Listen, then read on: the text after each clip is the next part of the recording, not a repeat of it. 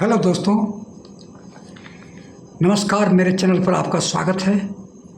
मेरे प्यारे फौजी भाइयों एवं सिविल पेंशनरों एवं डिफेंस पेंशनरों और मेरे प्यारे दोस्त, एक नई अपडेट आई है, उसके बारे में आपको जानकारी देने वाला हूं। कृपया आप पूरी वीडियो देखिएगा, अधूरा मत देखिएगा, ताकि आपको एटीपी कमीशन का जो भी आपको वीडियो बनाया है उसको अच्छी तरह से आपको नॉलेज हो, ज्ञान मिले।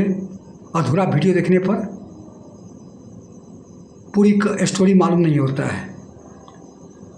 तो अभी 8वां वेतन आयोग पर एक नई अपडेट जो आई है उसके बारे में बता रहा हूँ। कर्मचारियों का महंगाई भत्ता 0 होगा। केंद्र सरकार 10 साल का आधार वर्ष या बेस ईयर नियम बदलेगा। पिछले 7 पे कमीशन में 2016 का आधार बेस बनाया गया था, बेस ईयर। 10 साल पूरा होने वाला है 2026 में, तो उसमें आधार बेस को चेंज करेगा, नियम बदली करेगा। उसमें बास्केट में जो सामान है उसको भी चेंज करेगा और आधार बेस को हर एक 10 साल के बाद आधार बेस चेंज होता है। और पे कमीशन से पहले, फिटमेंट फैक्टर से पहले आपको जितनी भी डीए है या 60 या 61% जो भी डीए होगा उसको बेसिक पे में मर्ज कर दिया जाएगा। इसके बाद उस पर फिटमेंट फैक्टर लगाकर आपको बड़ी पे और पेंशन मिलेगा। तो इसके बारे में पूरी जानकारी दूंगा। कृपया आप बेल आइकन पर प्रेस कीजिएगा, ताकि जो भी हम आपको नई आप जानकारी दें अपने चैनल के माध्यम से, तो आपको नोटिफिकेशन के द्वारा आपको जानकारी मिलती रहे। तो दोस्तों, मैं अभी अपना टॉपिक पर आ रहा हूं और इसका पूरा ब्यौरा बता रहा हूं। केंद्र सरकार 8वें वेतन आयोग से लागू करने से पहले जितने भी केंद्रीय कर्मचारी हैं और पेंशनर है उस सब को डीए और डीआर 0 कर देगा। इसके बाद आधार बेस ईयर का चेंजिंग किया जाएगा। 8वें वेतन आयोग को लेकर चर्चाएं चल रही है। जितने भी कर्मचारी हैं बेसब्री से इंतज़ार कर रहा है कब गठित होगा, कब चेयरमैन का सिलेक्शन होगा, कब लागू होगा। तो सरकार भी इस पर विशेष रूप से ध्यान दे रही है। 8वां वेतन आयोग को लेकर चर्चाएं चल रही है।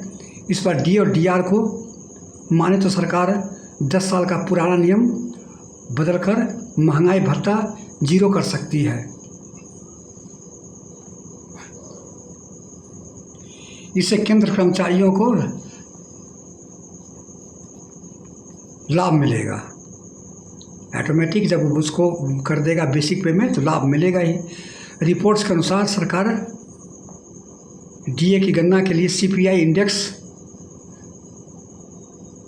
कंज्यूमर प्राइस इंडेक्स नंबर और इंडस्ट्रियल वर्क्स का इस्तेमाल करती है, जिसकी सहायता से डीए की तुलना की जाती है। कंज्यूमर प्राइस इंडेक्स के माध्यम से केंद्रीय कर्मचारी को डीओ की गणना की जाती है। वो प्रत्येक महीने में रिपोर्ट देता है। उस रिपोर्ट के अनुसार जितनी भी महंगाई बढ़ती है उसके अनुसार आपको डीए हर एक 6 महीने पर डीए दिया जाता है। वर्तमान महंगाई भत्ता की गणना बेस ईयर 2016 में अभी जो है 31 जनवरी 2025 तक बेस ईयर 2016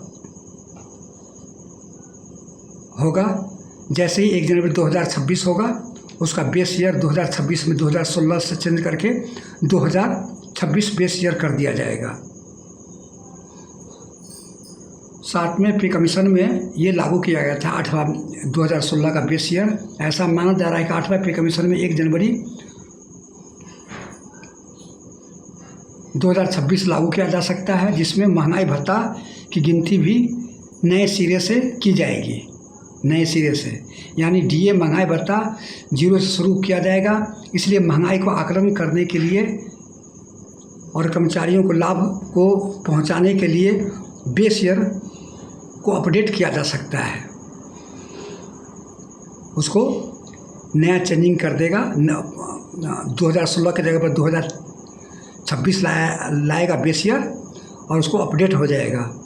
अगर सरकार आधार वर्ष बेस ईयर में बदलाव करती है तो ऑटोमेटिक डीए 0 हो जाएगा, ऑटोमेटिक 0 हो जाएगा आधार बेस में। वेतन आयोग लागू होगा तो मूल वेतन में जोड़ दिया जाएगा। जैसे मिल वेतन आयोग आएगा तो मूल वेतन है हमारा जो बेसिक, वो क्या है, उसमें 60 या 61% जितने भी डीए बढ़ेगा तो जोड़ दिया जाएगा।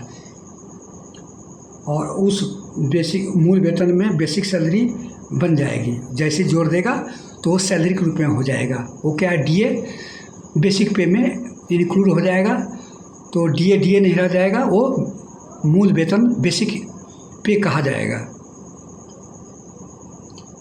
और आपका मूल वेतन में एक बड़ी बढ़ोतरी हो जाएगी।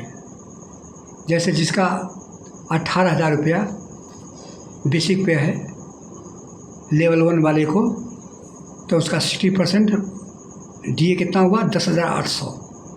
तो 10,800 और 18,000 को जोड़ करके 28,800 ये उसका मूल वेतन हो जाएगा। बेस ईयर बेसिक पे का कहलाएगा। अब जो फिटमेंट फैक्टर जो सरकार देगी 8वें वेतन आयोग में, उसमें वो इंक्लूड शामिल किया जाएगा।